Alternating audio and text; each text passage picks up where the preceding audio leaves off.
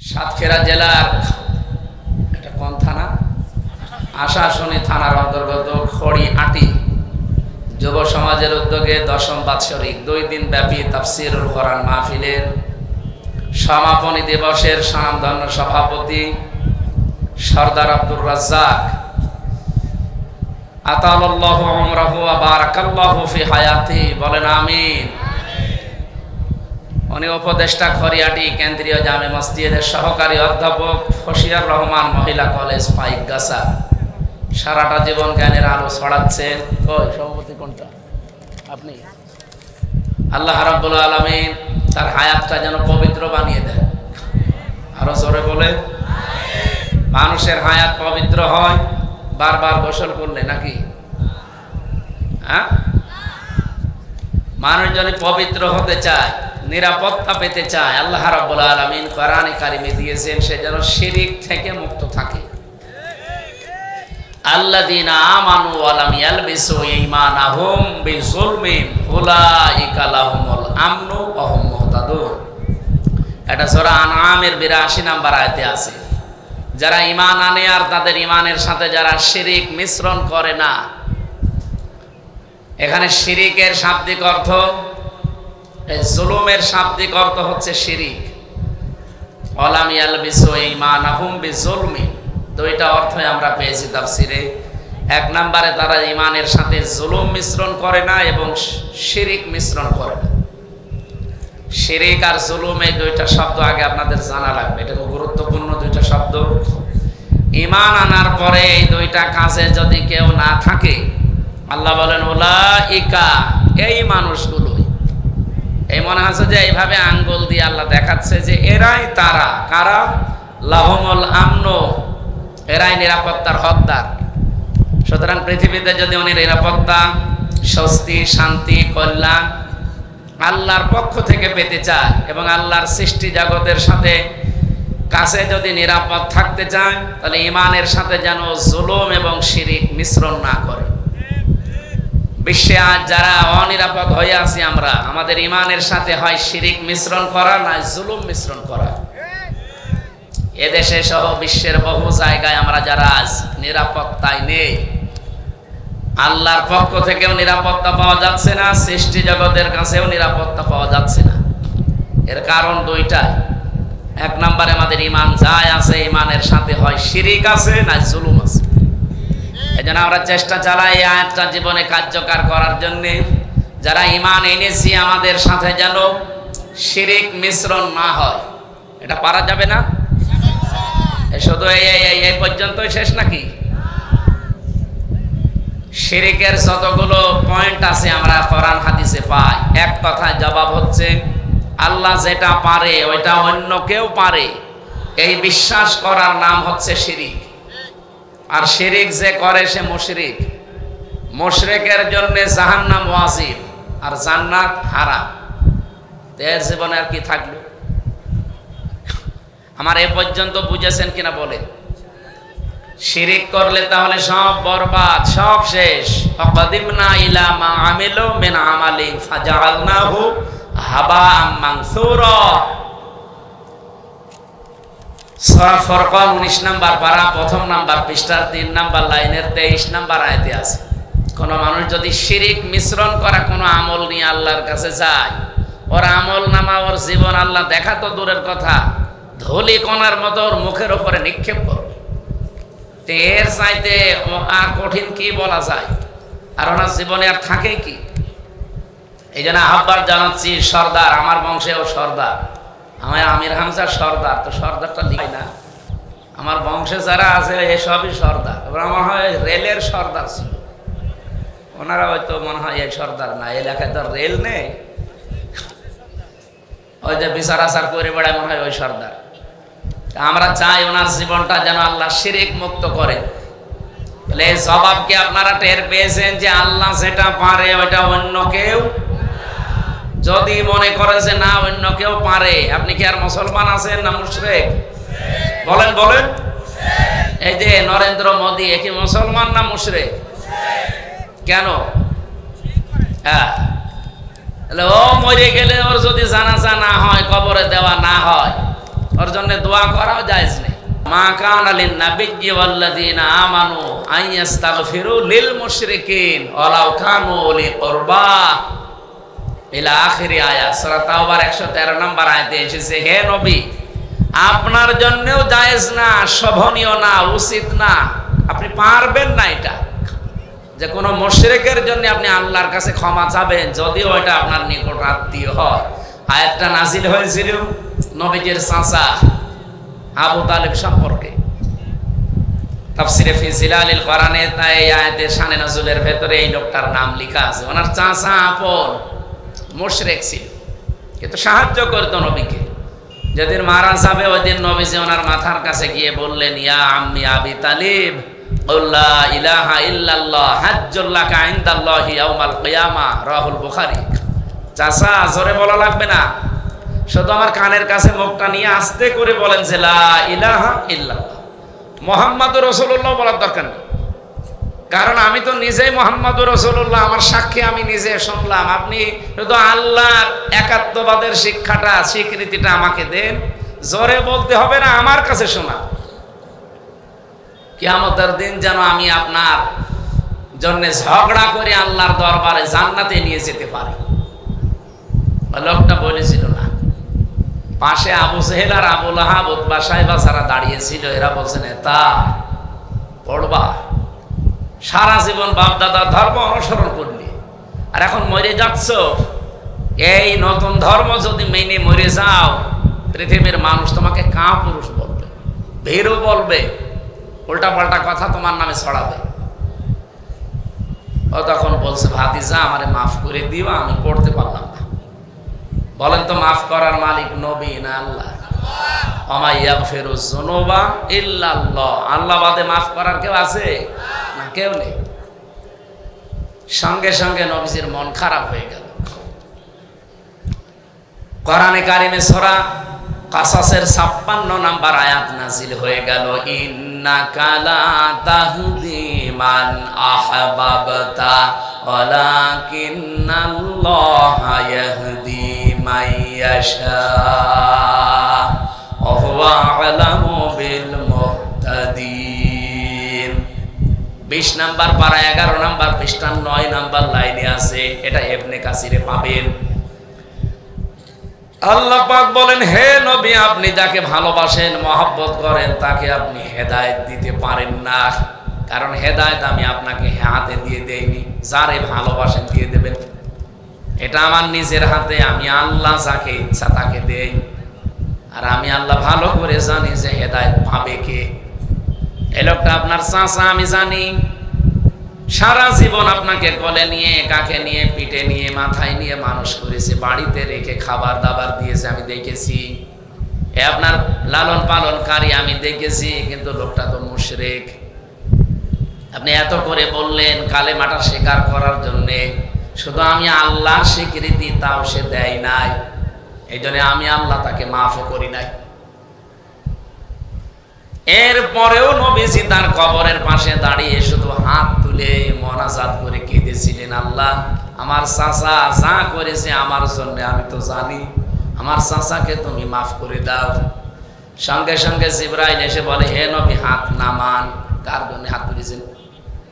এই তখন এই আয়াত নাযিল হয়, মা কানা লিন নাবিয়্যি, কোন নবীর জন্য এটা উচিত না, জায়েজ না, শোভনীয় না, এটা ঠিকও না যে কোনো মুশরিকের জন্য আল্লাহর কাছে হাত তুলবে, ক্ষমা চাবে, যদি ওয়ালাউ কানু উলি কুরবা, সেটা নিজের নিকট আত্মীয় হয়। হে নবী আমি তো দেখতে পাচ্ছি এটা আপনার আপন চাচা, সারা জীবন আপনাকে মানুষ করলো, কিন্তু লোক কি বল? মুশরিক। আপনি মুশরিকের জন্য হাত তুলতে যাবেন, শুধু আপনি না, ওয়াল্লাযীনা আমানু, কিয়ামত পর্যন্ত যারা ঈমানদার দুনিয়ায় আসবে তাদের জন্য এটা জায়েজ নেই যে কোনো মুশরিকের জন্য ক্ষমা চাবে। নবীর জন্য তো নেই, আমরা যারা ঈমানদার দাবি করি আমাদের জন্যও নেই। আইয়াস্তাগফিরু, এটা মজারে বর্তমান ভবিষ্যৎ, প্রেজেন্ট ফিউচার, দুইটা কাল দিয়ে আল্লাহ শব্দটা গঠন করলেন। জানাতে চাই বর্তমানে মুশরিকের জন্য দোয়া করা, ইস্তেগফার করা, ক্ষমা চাওয়া জায়েজ নেই, কিয়ামত পর্যন্ত জায়েজ নেই। কারণ আল্লাহ এত রেগে যায় শিরিক করলে। সাতক্ষীরাবাসী, এই যে এখন রাতের বেলা যদি মাহফিল শেষ করে বাড়িতে যেয়ে দেখেন আপনার স্ত্রীর কাছে পাশের বাড়ির একজন শুয়ে আছে, কিছু করেন, এমনি শুয়ে আছে, মানে ভালো লাগবে? কি মনে হবে বলেন তো? হাতের কাছে যা থাকবে ওইটা দিয়ে আমার মনে হয় কোপা শামসু, কি হবে না? শামসু এখন ছেলে কোপাবে, তার এইভাবে কোপাবে, অথচ আপনি নিজেও জানেন যে এখনো কিছু করেনি, শুধু এমনি শুয়ে আছে। নিজের কবুল বলা বউ অন্যের কাছে শুধু শুয়ে থাকলে যদি আপনার এমন লাগে, আপনাকে এই বীর্য থেকে শুরু করে হামজা পর্যন্ত বানাতে পৃথিবীর কারো কোনো পরিশ্রম লাগে নাই, যা করেছে পুরাটাকে বলেন বলেন। হ্যাঁ, বাবা মার দায়িত্ব ছিল বিছানায় থাকা, এতটুকুই শেষ। বিছানায় শুধু তারা দুইজন ছিল, এতটুকু, এর পরিবর্তে আর তাদের আর কোনো হাত নেই। বাকি যা করার ওই বীর্য থেকে হামজা পর্যন্ত পুরাটা দায়িত্ব কার? এত কিছু করার পরে যখন দেখে তার বান্দা তার সাথে অন্য কাউকে দাঁড় করিয়েছে, তার জায়গায় অন্য কাউকে নিয়ে এসেছে, আল্লাহ ঠিক ওই স্বামীর মতো রেগে যায়। আমার কথা বোঝা গেছে? এই জন্য শিরিক এত বড় মারাত্মক অপরাধ, নবীজির হাত পর্যন্ত আল্লাহ ফেরত দিয়েছে। আর বাংলাদেশে টাটকা মুশরিক মরে যায়, আর আমরা দোয়া করে ইমামরা, মুয়াজ্জিনরা, এই মুসলমানেরা, এই আলেমেরা একেবারে জান্নাতে দিয়ে আসি, মনে হয় কন্ট্রাক্টরই নিয়েছে। জান্নাত তো আমার বাবার নাকি? এই 54 বছরে ঠিক এইটাই চলছিল। টাটকা মুশরিক গুলো মরে যায়, আর মনে করে 8-10টা গরু জবাই করলে আর হামজার মতো হুজুর নিয়ে এসে একটু দোয়া করালে আমার বাবা জান্নাতে যে বসে আছে, ও জাহান্নামে যে বসে আছে। কারণ ওর জন্য তো জান্নাত হারাম, জাহান্নাম ওয়াজিব। ইন্নাহু মা ইউশরিক বিল্লাহ ফাকাদ হারামাল্লাহু আলাইহিল জান্নাহ ওয়া মাওয়াহুন নার। কি বুঝলেন এই পর্যন্ত? বলেন যে আমাদের জীবনে যদি আমরা শান্তি, স্বস্তি, নিরাপত্তা, কল্যাণ এগুলো পেতে চাই আল্লাহর পক্ষ থেকে আর আল্লাহর সৃষ্টির কাছ থেকে, এই যে আমাদের প্রতিবেশী, এদের কারণে আজ আমরা নিরাপত্তায় আছি, স্বস্তিতে আছি, শান্তিতে আছি। যা আরম্ভ করেছে ভারতে একটা একটা করে মসজিদ ভাঙ্গা, এটা যদি অব্যাহত থাকে, বিশ্বের মুসলমানেরা যদি এখনো পর্যন্ত একটু রুখে না দাঁড়ায়, এই পৃথিবীর নিকৃষ্ট মানুষের তালিকা আছে 6 জনের। 6 জন মানুষ তামাম দুনিয়ায় সবচাইতে ঘৃণিত, নিকৃষ্ট, সবাই ঘৃণা করে তাদের। তার 1 নম্বরে নেতানিয়াহু, এই যে ইসরায়েল যারা দখল করে নিচ্ছে কাশ্মীর, এই পৃথিবীতে সবচাইতে ঘৃণিত মানুষ এখন এই ইহুদির বাচ্চা এই নেতানিয়াহু। 2 নম্বরে নাম এসেছে নরেন্দ্র মোদী। 3 নাম্বারটা ওই যে যেটা পালিয়েছে আমাদের, ওইটা তো আর নাম নেওয়া যাচ্ছে না। ওর নাম নিলে আমার মনে হয় ওযু করা লাগবে, লেডিস তো, এই কারণে নাম নিলাম। বাকি যেগুলো আছে ওগুলোর নাম নেওয়া যেত, কিন্তু ওগুলো আমার দরকার নেই, এ পর্যন্ত থাক। বলেন পৃথিবীতে শুধু আল্লাহ এদের ঘৃণা করে না, তামাম দুনিয়ার যত সৃষ্টি, আপনি যদি ছাগলকে যে জিজ্ঞাসা করেন যে নরেন্দ্র মোদী এ কেমন, ও বলবে ওর নাম বললেন কেন? ও যদি কথা বলতে পারতো আমার মনে হয় ও ওই যে একটা কি হাসি দেয় না। পৃথিবীর নিকৃষ্ট হওয়ার পেছনে কারণ তারা মুশরিক, শিরিক করে। আমার কথা বোঝা গেছে ভাই? আমরা চাই আমরা শান্তিতে নেই, স্বস্তিতে নেই, এই শিরিকের কারণ। এজন্য পৃথিবীর মুসলমানদেরকে জানাচ্ছে আপনারা এই মাতাল লোকটাকে থামান, নাইতো এর আশপাশে যারা আমরা আছি, মালদ্বীপ আছে, মায়ানমার আছে, শ্রীলঙ্কা আছে, ভুটান আছে, পাকিস্তান আছে, আফগানিস্তান আছে, আমরা আছি। আমরা এতদিন হালকা পাতলা একটু নিরাপদে ছিলাম, ববু ছিল, ববু নেই, এখন সমস্যা হয়ে গেছে। আবার কি ববু ফিরে আসুক আমরা চাই? ববু আল্লাহর কাছে চলে যাক, যা করেছে ববু আল্লাহর কাছে, যে যা পাও না তাই পাক, আর আশা লাগবে না। অন্তত আল্লাহ আমাদেরকে শান্তি, স্বস্তি, নিরাপত্তা দেবেন এই দেশটা যদি শিরিক মুক্ত হয়। 2 নম্বরে কি? জুলুম। যেহেতু বিজুলমিন এই 2টা অর্থ বহন করে, একটা হচ্ছে শিরিক আর একটা জুলুম। তাহলে শিরিক মুক্ত জীবন তৈরি করা দরকার কিভাবে? আল্লাহ যেটা পারে ওইটা অন্য কেউ পৃথিবীতে পারে? সন্তান দিতে পারে শুধুমাত্র কে? মেয়েরা যারা এসেছেন, যদি বিয়ের পরে 80 বছরও ছেলে মেয়ে না হয়, কোন বাবার কাছে কবরে মাজারে যাবেন? কোথায় যাবেন? শুধু 8 রশিতে যাওয়া যায়, আর ওই যে নলতায় যাওয়া যায়। হ্যাঁ, আশা শুনে না? নলতা কোন কাটি মাটিতে যাওয়া যাবে না। সন্তান হয় না বলে অনেকে আবার তাবিজ ঝোলায়। আরে ভাই, তাবিজ ঝুলিয়ে আপেল পড়া নেই। আমার কাছে একজন আপেল পড়িয়েছে, এই যে সেদিন বগুড়ায়। হুজুর আপেল পড়িয়ে দেন তো। আমি সূরা ফাতিহা পড়ে যে ফু দিয়েছি, আমার কানের কাছে মুখ নিয়ে বলছে, এমন আপেল পড়বেন যেন ছেলে হয়। আপেল দিলাম, ফেলি। হুজুর আপেল কয়, ফেলি দিয়েছি। কেন? আরে আপেল পড়ে যদি ছেলে হইতো, আমার ম্যাডামের 3টা মেয়ে হইতো না। পরে খালি আপেল খাওয়াতাম। কি বিশ্বাস মেয়েদের! মেয়ে লোক একটা আবেগ প্রবণ তো, কিছুতে কিছু হলে যদি শোনে যে নলতা এখন 1 ফুতে মানে একটা কিছু হয়ে যাচ্ছে, আপনি এখানে ওরে 3-4টে দড়ি দিয়ে বেঁধে রাখতে পারবেন না। আল্লাহ দোহাই দিয়ে রাখতে পারবেন না, ফিটে চলে যাবো ওখানে। না, এই শিরিকটা বন্ধ করা দরকার মেয়েদের ভেতর থেকে। আল্লাহ যেটা পারে, সন্তান দেওয়ার মালিককে পৃথিবীর কাউকে আল্লাহ দিয়েছে?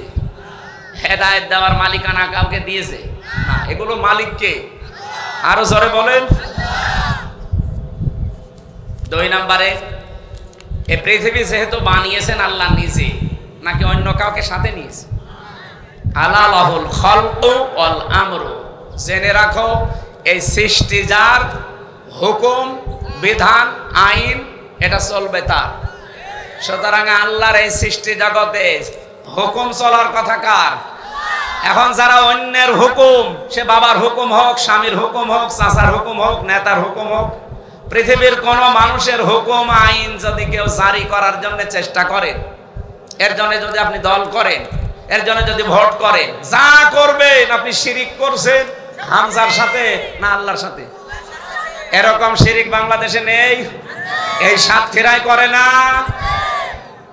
আপনাকে আমি বাঁচাতে চাই ভাই।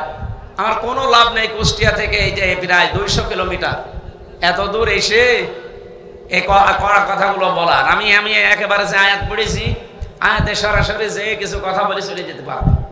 তা আমি চাই আপনারা যেন জাহান্নামে না যান, বেঁচে যান। দুনিয়ায় এখন আখেরাতে শান্তি, স্বস্তি, নিরাপত্তা আমরা যেন পাই। কি এটা আমরা চাই না? তাহলে আল্লাহর আইন বাদ দিয়ে অন্য কোন আইন যারা কায়েম করতে চায়, আজকে থাকে সব তালাক দিয়ে চলে আসা লাগবে। এটা যদি না করতে পারে, তাহলে আপনার এই মাহফিলে আসার দরকার নেই ভাই। আপনি এমনিও জাহান্নামে যাবেন, আপনি যান, আরো 2টা লাথি দিয়ে আপনারে পাঠিয়ে দিই। আপনার কি মন খারাপ হয়ে গেল? না, লাথি দিতে চাইতে আপনার লাথি দেবে না কি দেবে? আমি তো লাথি দিতে যাচ্ছি, আর ফেরেশতারা ধাক্কা দিতে দিতে নিয়ে যাবে যদি শিরিক করে মারা যায়। আসিকাল্লাযিনা কাফারু ইলা জাহান্নামা যমারা। যমারা মানে কি? ধাক্কা দেওয়া। আমি তো লাথি দিতে চেয়েছি, মন খারাপ হয়ে যাচ্ছে, ওরা যে ধাক্কা দেবে। সুতরাং আজকে থেকে এই শিরিক বন্ধ হওয়া চাই। বিশেষ করে সাতক্ষীরা, বাংলাদেশের 64 জেলায় আমরা জানি একমাত্র জেলা যেটাকে কাশ্মীর বলা হয়। এত অত্যাচার বাংলাদেশের কোন জেলায় হাসিনা করে না। বুলডোজার দিয়ে পর্যন্ত আপনাদের ঘর বাড়ি ভেঙে দিয়েছে। এই জেলায় না সেটা? আমি তো জেলে বসে বসে পত্রিকায় দেখতাম যে বুলডোজার দিয়ে ভেঙে দিচ্ছে সাতক্ষীরার ঘর বাড়ি। ওদিকে চাঁপাইনবাবগঞ্জ, ওদিকে চট্টগ্রাম, এই 3 জেলার উপরে সবচাইতে বেশি কিয়ামত নাজিল হয়েছে। এই জেলায় যদি শিরিক থাকে তো এটা তো কেমন না, এটা তো রেকর্ড হচ্ছে। এজন্য আজকে থেকে ভাই তওবা করেন। আপনি যদি শিরিক করতে চান তো অন্য জেলায় যান, গোপালগঞ্জে চলে যান। হ্যাঁ, এই জেলায় থাকতে পারবেন না, কারণ এই জেলায় যারা থাকবে খাঁটি ইমানদার থাকবে। শিরিক করলে আপনি অন্য জেলায় চলে যান, অথবা বর্ডার খোলা আছে, ভোমরা বর্ডার, একেবারে আল্লাহ রাস্তায় চলে যান। যে মন মতো শিরিক করেন, কোনো অসুবিধা নেই। এই জেলায় যারা থাকবে, শিরিক করলে ওই এলাকাকে আল্লাহর রহমত শূন্য করে দেয়, আর আপনার কারণে ভালো মানুষগুলো মরবে। এই জন্য শিরিক করা যাবে না ভাই। আল্লাহ যেটা পারে, যেহেতু অন্য কেউ পারে না। পৃথিবী বানিয়েছেন আল্লাহ, অন্য কেউ বানিয়েছে? বলেন। তাহলে আইনও চলবে কার? অন্য কেউ আইন দিতে পারে না, পারে না। আল্লাহর আইনের বাইরে যারা কাজ করছেন, আমি আপনার হাতে পায়ে তো পাটা থেকে নিয়ে আসেন, আমি পা ধরে বলছি আপনি কিন্তু জাহান্নামে যাচ্ছেন ভাই, আপনি ফিরে আসেন। এরপরও যদি বিবেকের দরজা কারো না খোলে, আমার মনে হয় ওর বিবেকের উপরে কুকুরে পোশাক করছে। ও বলছে ঠিক।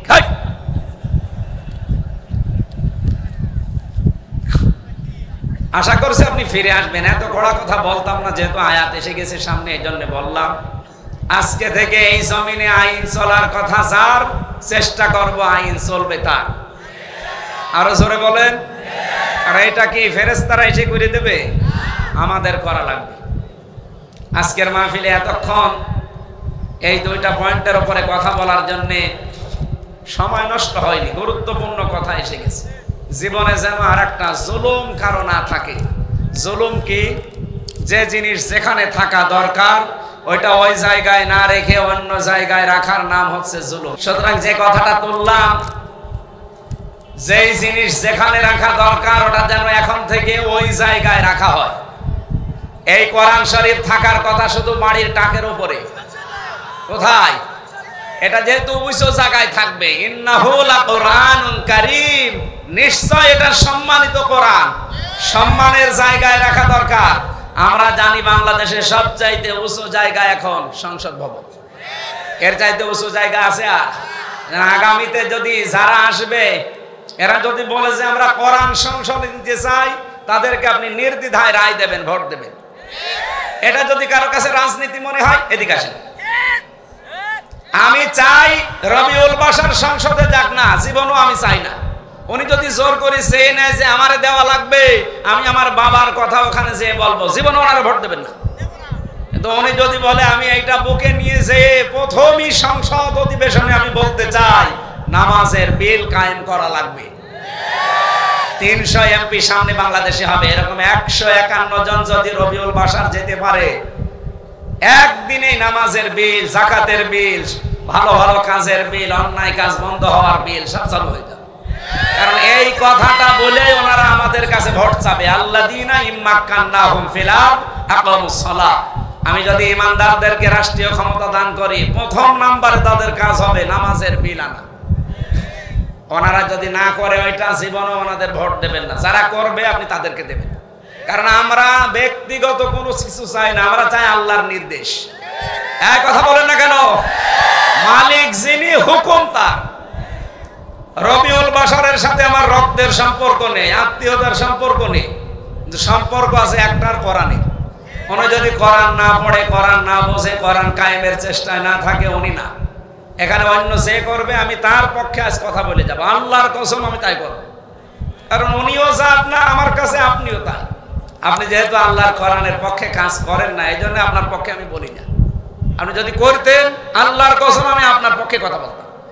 আমি যেটা পাই ওনার ভেতরে সেইটা বলছি। এই জন্য জুলুম হচ্ছে সবচাইতে বড় জুলুম, কোরআনে কারিমকে যেখানে রাখা দরকার ওখানে না রাখা। আমরা এবার এই জুলুম বন্ধ করতে চাই। এই 54 বছর আমরা বন্ধ করতে পারি না। খালি এক একজন এসে কান্নাকাটি করে, আমার কেউ নেই, কেউ নেই, আমরা পাগল হয়ে যাই। আপনার কেউ নেই, আমরা করবো কি?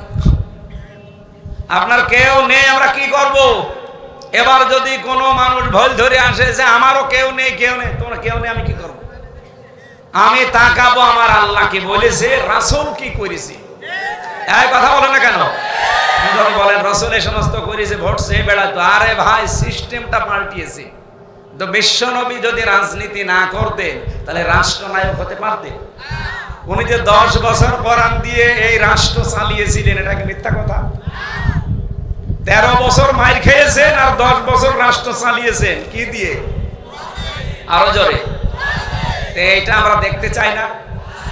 54 বছর তো দেখেছি কোরআন বাদ দিয়ে চলেছে, এই জন্য কাঙ্ক্ষিত মানের শান্তি আসে না। এবার আসবে আমার আশা, এবং আমি নিজের কাছ থেকে দেখতে পাচ্ছি। আগস্টের 5 তারিখের আগে এই দেশে মানুষ খালি 100 জনের 15 জন বলতো আমরা রাষ্ট্রীয়ভাবে ইসলাম চাই, মাত্র 15 জন, তার ভেতরে বাশার সাহেব একজন। কিন্তু এখন এই যে এপ্রিল মাসে যে জরিপ এসেছে, মার্চ মাসে একটা জরিপ পেয়েছিলাম, ৬৬ জন বলতো আমরা ইসলাম চাই, আর এখন বলছে ৭৭ জন। এমনি অনেকের মাথা খারাপ হয়ে গেছে এই কারণে।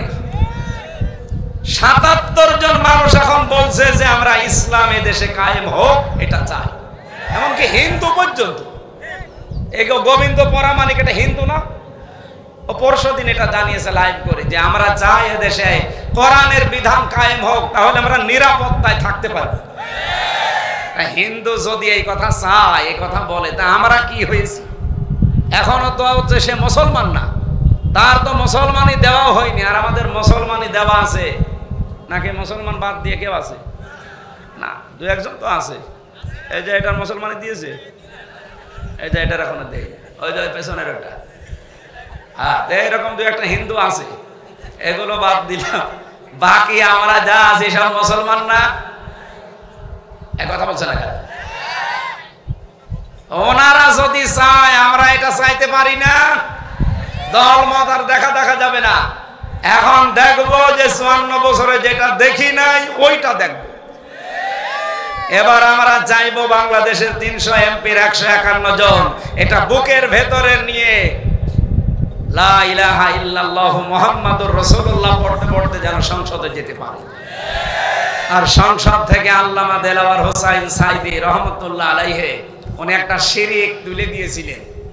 আগে সংসদে যাওয়ার সময় মাথা এভাবে ঝোঁকানো লাগতো, এইভাবে, আবার বের হওয়ার সময় এইভাবে। ওই স্পিকারকে সম্মান জানাতো। মাথা ঝোঁকাবে মানুষকে স্পিকারের সামনে না আল্লাহর সামনে। উনি বলেছিলেন এটা শিরিক, এটা আমরা হতে দেব না। উনি বিল পাস করে উত্থাপন করার পরে পাস হয়ে আজ পর্যন্ত এটা ঠিক আছে। এখন আর এভাবে শিরিক করা লাগে না। একজন মানুষ যদি এরকম একটা শিরিক তুলে দিতে পারে, এরকম ১৫১ জন হলে কি হবে আপনি টের পাচ্ছেন? মিনি জান্নাত হয়ে যাবে বাংলাদেশটা। মাহফিলে এতক্ষণ পর্যন্ত যিনি কথা বললেন মাওলানা ইয়াসির আরাফাত, মাওলানা আব্দুল হান্নান ওমর, মাহফিলের প্রধান অতিথির আজকে এখানে যিনি বসা আছেন হাজার হাজার আলেমের উস্তাদ। আমার যদি ওই জায়গায় না বসে আমার দাঁড়িয়ে কথা বলার দরকার ছিল। আমি ওনার ছাত্রের ছাত্রও না। আমার মতো হাজার হাজার লক্ষ লক্ষ হামজা বানিয়েছে এই পৃথিবীতে। বিশিষ্ট ইসলামী চিন্তাবিদ, মুফাসসিরে কোরআন, মুহাদ্দিস নামের আগে লেখা আছে, তার মানে উনি হাদিস পড়া, কোরআনের হাফেজ, সাবেক জেলা আমির এবং কেন্দ্রীয় শোরা সদস্য বাংলাদেশ জামাত ইসলামী। আপনাদের এই আসনের জামাত ইসলাম কর্তৃক মনোনীত নমিনি হাফেজ মাওলানা মুফতি মুহাদ্দিস রবিউল বাশার আতালাল্লাহু উমরাহু ওয়া বারাকাল্লাহু ফি হায়াতি, বলেন আমিন। সামনে বসায় মাহফিলের প্রধান আকর্ষণ যারা, সম্মানিত শ্রোতা মণ্ডলী, পর্দার আড়ালের খাদিজা, ফাতেমা, আয়েশার উত্তরসূরি মা এবং বোনেরা, সবাইকে নিয়ে আল্লাহর দরবারে শুকরিয়া আদায়ের মাধ্যমে, রাসূলের উপরে দরুদ আর সালাম পাঠ করার মাধ্যমে আমরা আরম্ভ করছি আমার আজকের আলোচনার বিষয় ফিরে যাওয়া। কি বললাম? গুরুত্বপূর্ণ একটা বিষয়। আমরা বাংলাদেশ সহ বিশ্বের বিভিন্ন জায়গায় এই বিষয়টা আজকে দেখতে পাচ্ছি। এই জন্য আয়াতটা পড়লাম, সূরা মাইদার ৫৪ নম্বর আয়াত। আল্লাহ রাব্বুল আলামিন তাফসীরের মূল নীতি যেগুলো আছে, উসুলে তাফসীরের প্রায় 15টা মূল নীতি আছে। এগুলো সব বলতে গেলে আমাদের সময় কভার করবে না, এজন্য একবারে চলে যাচ্ছে আয়াতে। তেলাওয়াত যেহেতু শুদ্ধভাবে করেছি, আমরা অর্থ করে তাফসীরে যাব। আল্লাহ ডাক দিয়েছেন, ইয়া আইয়ুহাল্লাযীনা আমানু, ওহে যারা ঈমানের দাবি করো, মাইয়ারতাদ্দা মিনকুম আন দীনিহি, তোমাদের ভেতরে কেউ যদি আল্লাহর দিন থেকে ফিরে যায়, ফাসাউফা ইয়াতিল্লাহু বিকওমিন, অতি শীঘ্রই আল্লাহ এমন একটা জাতি, এমন একটা দল তোমাদের উপরে তৈরি করে দেবেন, ইউহিব্বুহুম ওয়া ইউহিব্বুনাহু, যারা আল্লাহকে ভালোবাসবে আল্লাহ তাদেরকে ভালোবাসবেন। এ পর্যন্ত থাক। আল্লাহ যেহেতু সবাইকে এখানে ডাক দেয়নি, শুধুমাত্র ঈমানদারকে ডাক দিয়েছেন, এই জন্য যদি কোনো বেঈমান এখানে থাকেন, আপনার জন্য এই আয়াত না, আপনার জন্য আলাদা আয়াত আছে। এই জন্য বেঈমান থাকলে চলে যান, এই যা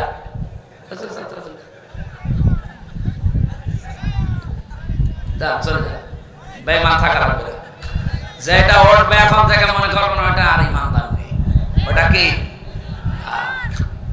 যেহেতু আল্লাহ শুধু ইমানদারকে এখানে ডাকলেন, শুধু ইমানদার যেতে পারে না, আমাদেরকে আল্লাহ ডাক দিয়েছেন মাইয়ার তাদ্দা মিনকুম, তোমাদের ভেতরে যে বা যারা, কোন ব্যক্তি যদি আন দীনিহি, আল্লাহর দিন থেকে, ইয়ার তাদ্দা শব্দ আছে তাফসীরে ইবনে কাসিরের ভেতরে পেয়েছি, ইরতিদাদ শব্দের শাব্দিক অর্থ হচ্ছে হক থেকে বাতিলের দিকে ফিরে যাওয়া। এই বাংলাদেশে আগস্টের 5 তারিখের পর থেকে আমরা অনেকের চরিত্র দেখতে পাচ্ছি, ওরা আল্লাহর দিন থেকে, ইসলাম থেকে, হক থেকে ফিরে চলে যাচ্ছে বাতিলের দিকে, কিন্তু যাবার সময় একটা দোষ দিয়ে যাচ্ছে, আল্লাহকে তো দিতে পারে না, আল্লাহর পথে যারা চলে তাদের চরিত্রের উপরে। সারা বাংলাদেশ যেহেতু ঘুরছি, আমি দেখছি অনেকেই কিন্তু চলে যাচ্ছে, যাওয়ার সময় বলছে আমরা ইসলামী দলগুলো আজ পছন্দ করি না, তাদেরকে আজ পেছনে থাকি না, রায় দেই না, ভোট দেই না, যাই বলেন একটাই কারণ, তাদের এই দোষ আছে।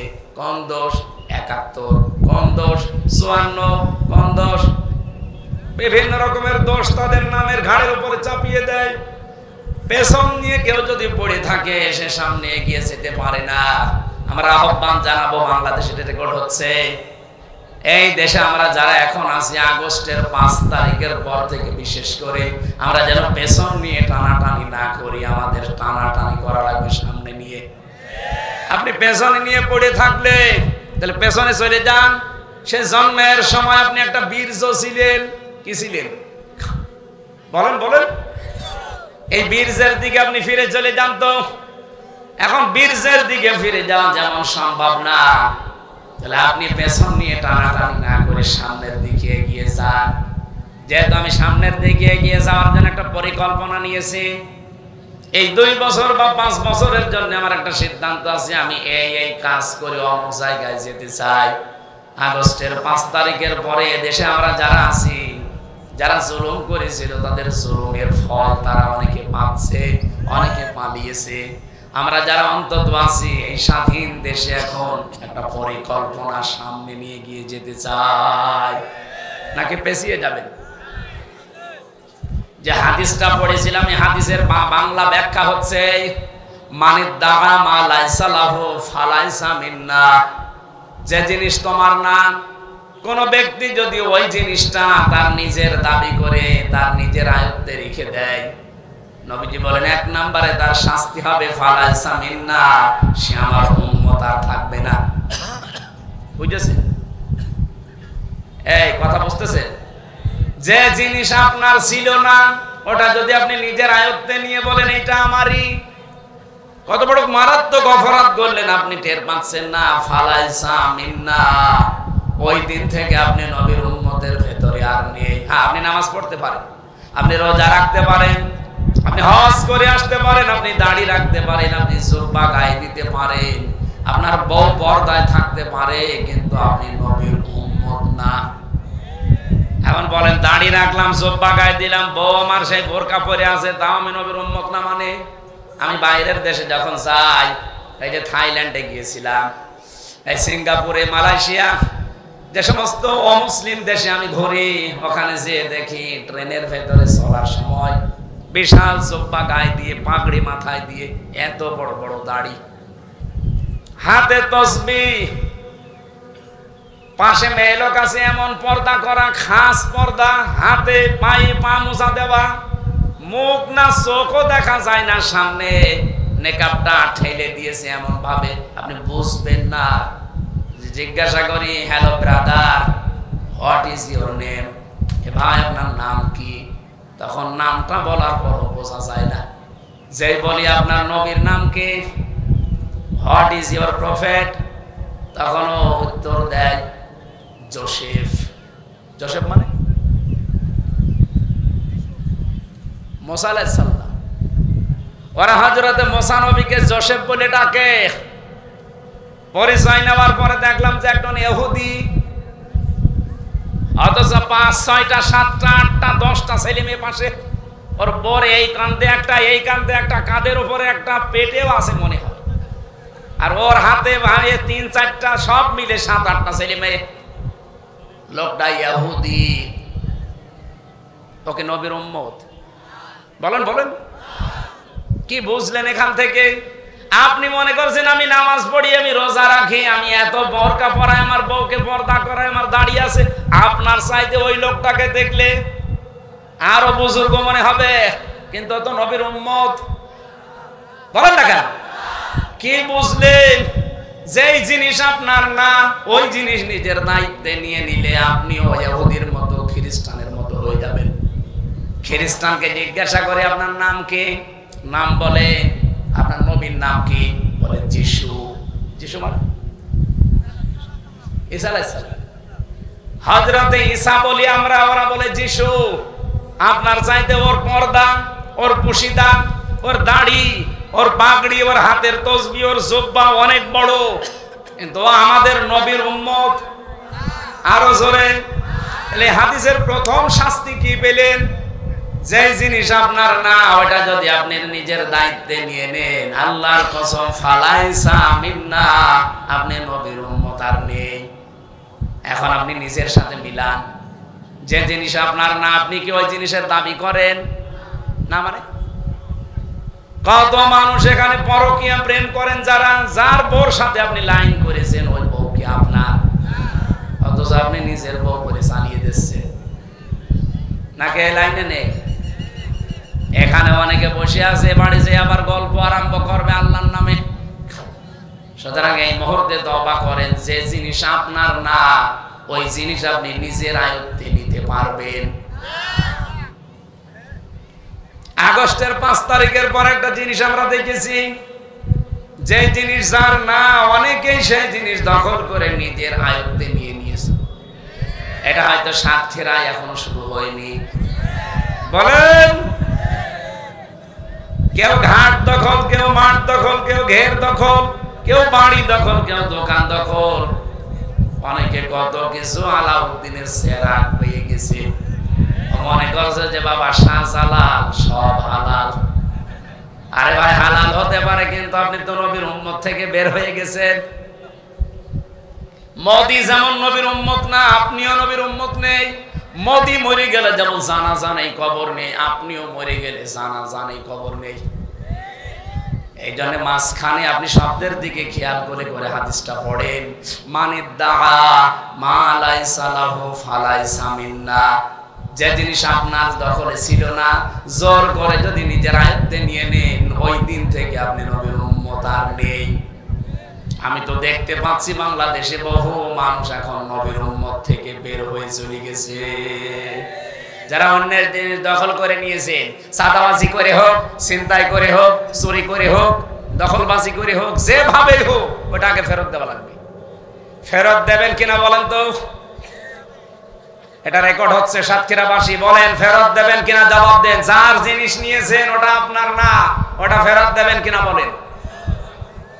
আপনাদের এলাকায় এখনো শুরু হয়নি, এই জন্য জবাব দিচ্ছেন না। যারা নিয়েছেন ফেরত দেবেন কিনা বলেন? আমি জানি আপনারা এই কথা মানতে পারবেন না। আরো যাচ্ছে, হাদিসের দ্বিতীয় ব্যাখ্যা হচ্ছে এই লোকটা যেন জাহান্নামে নিজের একটা স্থান তৈরি করে নিল। কত কঠিন কথা আপনি চিন্তা করতে পারেন, যে জাহান্নামে আপনি টিকিট কেটে বরাদ্দ করে রেখেছেন, মরবেন, আর ওই টিকিটে বসে জাহান্নামে চলে যাবেন। সাতক্ষীরাবাসী, কোরআনের জন্য, ইমানের জন্য বাংলাদেশের 64 জেলার তুলনায় আপনাদের কি বাংলার মানুষ একটু বেশি ভালোবাসে? আমি নিজেও ভালোবাসি, এই কারণে, অন্য কোনো কারণ নেই। আপনাদের টাকা পয়সা বেশি আছে এই জন্য না, এর চাইতে টাকা পয়সার মালিক চট্টগ্রামের মানুষ বেশি। আপনাদের চাইতে চট্টগ্রাম, সিলেটের মানুষের টাকা পয়সা, সম্পদ আরো বেশি, আপনাদের কিনে ফেলতে পারবে, কিন্তু ওদের কাছে এই ইমানটা নেই। যেই কষ্টটা সহ্য করে আপনারা 15.5 বছর টিকে আছেন, এরকম কষ্ট বললাম বাংলার 53 জেলার কেউ করে নাই। সুতরাং এই কষ্টটা আপনারা টিকে রাখবেন। কারো জিনিস জোর জবরদস্তি করে দখল করে নেবেন না। হ্যাঁ, কোনো জিনিস যদি আপনার ছিল, হাত ছাড়া হয়ে গেছে, কেউ নিয়েছিল, ওটা যদি আপনি ফেরত পান, ওটা আপনি ফেরত পেলে অসুবিধা নেই, তাহলে আপনি এই শাস্তির আওতামুক্ত থাকবেন। এই যে ইসলামী ব্যাংক মনে করেন যাদের ব্যাংক তারা ফেরত পেয়েছে নাকি? ইসলামী ব্যাংকে আপনার বাবা, আপনি ফতোয়া দেন কোন কারণে? যাদের ব্যাংক তারা ফেরত পেয়েছে, যারা বানিয়েছিল তারা ফেরত পেয়েছে। আপনি কি বানিয়েছেন ইসলামী ব্যাংক? আপনার বাবা বানিয়েছে? যারা বানিয়েছে তারা ফেরত পেয়েছে, আপনি ফতোয়া দেন কেন? এখানে ফিরে যাওয়া যাবে না। বিভিন্ন সোতানাতার সামনে নিয়ে এসে ওরা এই করে, ওরা এই করে, ওরা অমুক সালে অমুক, এই কথা বলে আপনি এখন ফেরত যেতে চান। আপনি কি এই দেশের ইসলামপন্থী মানুষের কোনো ক্ষতি করতে পারবেন? আল্লাহর ক্ষতি করতে পারবেন? কি সিদ্ধান্ত আল্লাহ নেবে আপনি দেখেছেন? মাইয়ার তাদ্দামিন কুমান দিনহি, কেউ যদি জানে যে এটা হক, এটা সত্য, এটা জানার পরেও যদি ইচ্ছা করে বাতিলের দিকে ফিরে যায়, বাবে ইরতিদাদ ইখতিয়ার থেকে এসেছে, ফাসাউফা ইয়াতিল্লাহ, আল্লাহ তাআলা বলেন অতি শীঘ্রই আমি আল্লাহ একটা কাজ করব। কাজ করবে কে? আল্লাহ নিজে ফাইল এখানে, ফাসাউফা ইয়াতিল্লাহু, আমি আল্লাহ নিজে একটা খুব দ্রুত একটা কাজ করব। বিকৌমিন, একটা জাতি তৈরি করে দেব, একটা দল বানিয়ে দেব, একটা দল সৃষ্টি করে দেব তোমাদের ভেতরে। ইউহিব্বুহুম, তারা আমাকে ভালোবাসবে, আমি আল্লাহও তাদেরকে ভালোবাসবো। সুতরাং এই বাংলাদেশে কেউ যদি আল্লাহর দিন থেকে, সঠিক ইসলাম থেকে ফিরে বানানো ইসলামের দিকে, বিভিন্ন বানানো ইসলাম দেশে নেই, এক কথা বলা লাগবে। আমি নাম ধরে বলছি, তাহেরি ভাই যে ইসলাম মানে, এটা কি আসল ইসলাম না বানানো ইসলাম? বানানো। ওনারা ইসলাম বানিয়ে নিয়েছে। এই যে ইয়া আলী বাবা, শাহ আলী বাবা, কেল্লা বাবা, ফতে বাবা, আহসান বাবা কোন জায়গায় আছে? আপনি যদি জিকির করতে চান আল্লাহর নামে করবেন। ফতে বাবা কোনো আল্লাহর নাম আছে? শাহ আলী বাবা, কেল্লা বাবা, এগুলোর জিকির তাহেরি সাহেব করে না? করে না। এমনকি সাতক্ষীরা এসে করে না, সুযোগ পাইনি মানে আমি জেলে থাকতে দেখেছি পত্রিকায় যে সাতক্ষীরায় নলতার ময়দানে এসেছিল মনে হয়। এর মতো একেবারে প্রকাশ্য শিরিক করে আল্লাহর সাথে, আল্লাহর নামই পাল্টিয়ে ফেলেছে। সুবহানাল্লাহ, আলহামদুলিল্লাহ, আল্লাহু আকবার, লা ইলাহা ইল্লাল্লাহ, এগুলো জিকিরের শব্দ। এইটা বাদ দিয়ে যে লোকটা কেল্লা বাবা, ফতে বাবা, শাহ আলী বাবা, ওর ইমান থাকার কথা? এক কথা বলেন, তাহলে ও ইসলাম মানে, ওকে আসল ইসলাম না বানানো ইসলাম? যারা আল্লাহর দিন থেকে, হক থেকে ফিরে এরকম বানানো ইসলামের দিকে চলে যাচ্ছে, এমনকি মানুষের তৈরি করা আইন যারা কায়েম করতে চায়, তাদের দিকে যারা ফিরে যেতে চান, আপনি কি মনে করছেন আল্লাহকে আপনি দুর্বল করে ফেলবেন? আল্লাহর ইসলাম এই পৃথিবীতে থাকবে না এমন মনে হচ্ছে? আল্লাহ বলেন আমি এমন সিদ্ধান্ত তাড়াতাড়ি করে নেব, একটা দল বানিয়ে দেব। কি করবে তারা? আমাকে ভালোবাসবে, আমি আল্লাহ নিজে তাদেরকে ভালোবাসবো। আমার তো মনে হচ্ছে সেরকম একটা দল আল্লাহ অলরেডি পৃথিবীতে তৈরি করে দিচ্ছে, যারা জীবনের চাইতেও বেশি আল্লাহকে ভালোবাসে এবং আল্লাহ তাদেরকে ভালোবাসে। এই কথা বলছেন কেন? এরকম দল যুগে যুগে ছিল না? কি নাম কি? হযরতে মুসা নবীর দল। সূরা কসসের 5 নাম্বার আয়াত পড়বে, অনুরিদু আন নামুন্না আলাল্লাযিনা ইসতাদঈফু ফিল আরদ। এই আয়াতের ব্যাখ্যায় আছে আল্লাহ রাব্বুল আলামিন বলেন আমি একটা ইচ্ছা করলাম। কি ইচ্ছা? যে ফেরাউন যাদেরকে কোণঠাসা করে রেখেছিল, আমি আল্লাহ চাইলাম মুসা নবীর এই দলকে অনুগ্রহ করে জমিনের শাসন ক্ষমতা ওয়ারিশ তাদেরকে আমি আল্লাহ বানিয়ে দেব এবং জমিনের নেতা তাদেরকে বানাবো। আল্লাহ ঠিক তাই করেছিলেন মুসা নবীকে, করেননি? কথা বলেন না কেন? আমার কি এই হাজার হাজার বছরের ইতিহাস বলার কথা? ওটা তো চলে গেছে। ওই আল্লাহ ওই সময় যদি মুসা নবীর সাথে আচরণ করতে পারে, এখন মুসা নবীর অনুসারীরা দুনিয়াতে নেই। কথা বলেন না কেন? মুসা নবীর আসল যারা ভালোবাসার মানুষ, আমাদের নবী মুহাম্মদ রাসূলুল্লাহ জানিয়েছেন এক নবী আর এক নবীর, বলেন না কেন? তাহলে মুসা নবীর আসল ভাই আমাদের নবী, আমার নবীর উম্মত আমরা যারা দাবি করছি, আমরা আসল হকদার মুসা নবী। আজ ইহুদির বাচ্চারা যারা ইসরায়েলের, এরা মুসা নবীকে নবী বলে ওরা বলে আমরা আমাদের নবী মুসা। মুসা নবীর একটা আদর্শ আপনারা মানেন? সারা জীবন মোসানবির পড়ে আছে। আপনি পড়েন তো কোনদিন তিনি মানুষের বাড়ি ঘর দখল করেছে কিনা? আপনি কি করছেন? 1940 সালে আপনাদেরকে থাকতে দিয়েছিল খালি মায়ে খালি গায়ে, না খাওয়া অবস্থায়। কয়টা হাড় নিয়ে এসেছিল ইহুদির বাচ্চারা।